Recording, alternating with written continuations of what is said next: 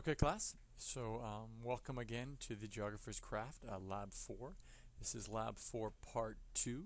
We're still working on mapping the datum shifts. So everything we've done before is we inserted our data. We had two layers, one reference NAD 83, one NAD 27. And now what we're going to do is we're going to compute the offsets between the two datums. So how different are these two datums? How different is the longitude and latitudes from 1927 in this projection, and how different are they from 1983? So the first thing we're going to do here is go to open the attribute table on USGS 24Q NAD 27. Open the attribute table, and we're going to add two new fields. So add field, both doubles, X NAD 27. Okay. And then we're going to add X at AD 83. So double. Oops. That's wrong there. I need to name it 27. Okay.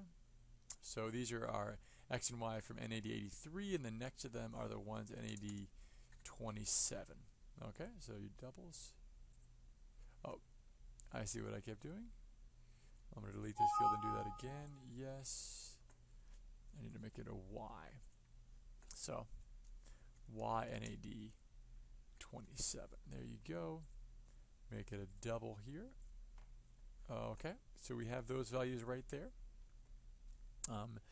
And then what we're going to do here is we are going to right click and go to calculate geometry. Okay, so let's make sure this is right. X coordinate of centroid and then 23. I'll wait for this to load. This can take a little while sometimes, depending on the speed of your computer. Okay, and let's see what happens here. Okay, so it's pretty similar, right? You have the values here, X from 1927, they're pretty close, right? So the only difference really is it's off about 0.0001. Okay, but over a large area that can make a difference. So let's go here to calculate geometry one more time. We're going to choose the Y coordinate of a centroid. Make sure this is in 1927 and in decimal degrees. And we're going to calculate that again.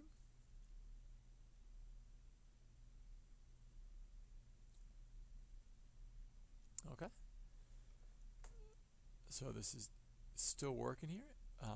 So as you can see right here, there is a difference between these as well too. It's pretty small, but over a large area there can be a pretty big difference. Okay, so the next thing we're going to do is we're going to create two new fields. Okay, so new fields right here, both double fields. D long seconds. Okay. And the other field here is D lat seconds. Make sure it's a double. Okay. So we have these values right here. And what we're going to do is we're going to use the field calculator, okay? So this is, what we're looking at here is basically the difference between them, okay? Okay, so we're going to go to field calculator. And it's going to be X NAD 83 minus X NAD 27, and then times 3,600. Okay, so this is going to tell us, okay, right now these are in decimal degrees, and what we're looking at now is the difference in seconds. So to do this, we're going to use the formula that we've used before. So the decimal degrees here, we're going to times that. As opposed to dividing that, we're turning decimal degrees into longitude seconds. Okay, so let's make sure this works here. Oh, that's good. No spaces. Okay, so let's hit OK and calculate that. Now longitude is always going to be x, if you remember, and then y. Okay, so this is the difference here in seconds. Now let's do this same thing here. Field calculator, and this is already set up, so the nice thing we can do here is just go down, and we're going to do y NAD and y NAD 27. Okay, so let's close these guys out here. Make sure this is all good. Hit OK. So these are the difference in seconds here.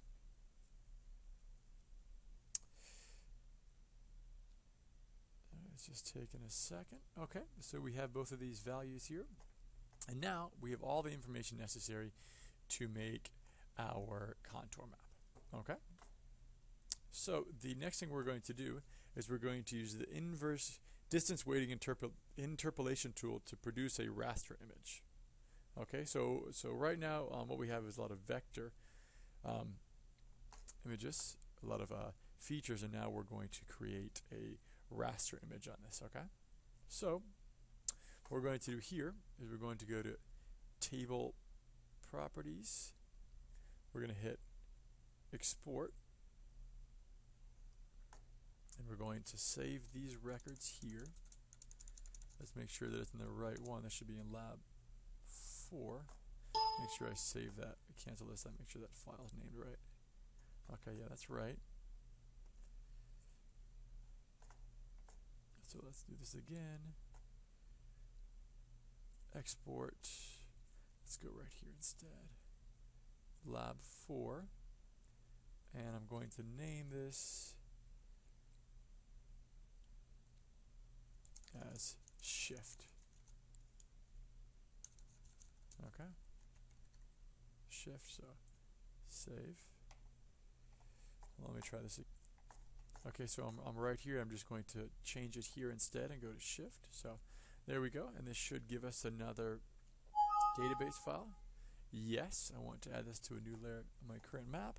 So what we have right here is a table with all of those values in it. Okay, so we just exported that. And then what we're going to do here is we're going to hit shift and go to display XY data. And we're going to make sure the X field is going to be NAD 83 and the Y field is NAD 83. And that's it. Okay. So let's look at this and see what happens. Let's close this out too. We don't need this anymore. So if we look at this here, let's turn these off. Let's see what we got here.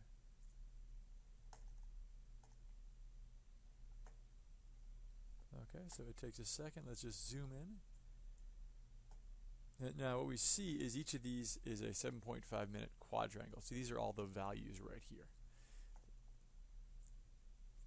Okay, oh, there they go. Let's actually keep these on here so you can see them in all of these raster values right here. So the next thing we're going to do is we're going to go to customize right here, extensions, and just make sure that all of your extensions, we're going to be using these later, are all chosen, especially spatial analyst. We'll be using that one later. Okay, so let's close that and let's go back here. Okay, so we're going to go to the Arc Toolbox, and under Arc Toolbox we are going to go, let's close these up again. Arc Toolbox, we're going to go to Spatial Analyst Tool, which is right here. Open that up, and then from that we're going to go to Interpretation and then IDW. Okay, so the input features that we're going to use right here are going to be shift events, which is what we just used, and then the Z field is going to be D long seconds. Okay, so we're going to map the differences in longitude seconds, and then we're also going to make sure that we put this in a good place, and so we're going to call this D long seconds. Now it feels a little funny calling it the same thing as we have before, but since this is going to be saved as a raster, it doesn't matter. So D long seconds right here. Now the output size is going to be 0 is, oh, sorry, wrong one there. It'll be right here, and it's going to be 0.0625, okay, because that is half of a 7.5 minute quadrangle, which is usually the size of map that we often see in USGS maps and everything like that. Okay, so, and then we're going to put the number of points or neighbors, so it's going to be 9. Okay, so all that looks pretty good here. Now let's hit OK. And this again, this may take a second, and if you look down here in ArcMap 10, it's going to kind of tell you what's happening. So let's bring this to the top here just so we can kind of see what's happening.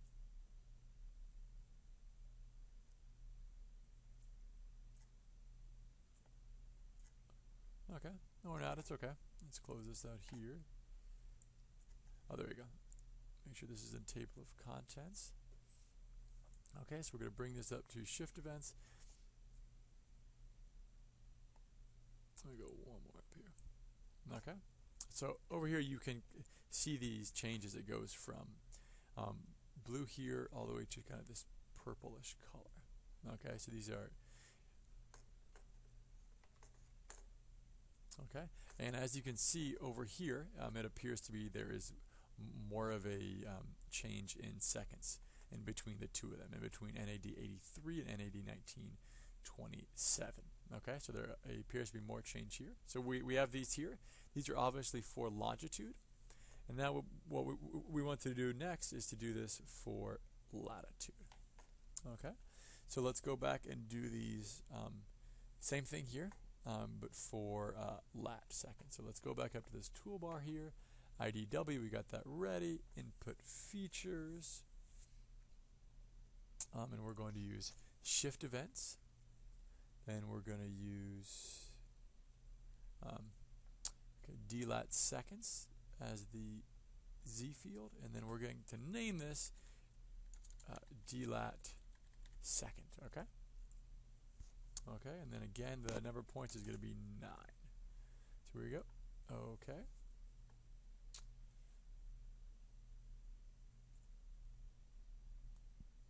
Okay, so this gives us a very similar value, so I'm just going to uncheck these right here. So you have dlat seconds, which is showing you the difference, which goes all the way from 0.7 up here down to around 1. Okay, so the difference is here. So okay, the next thing we're going to do is going to be in part 3. So I will see you in the part 3 of this lab. Thank you.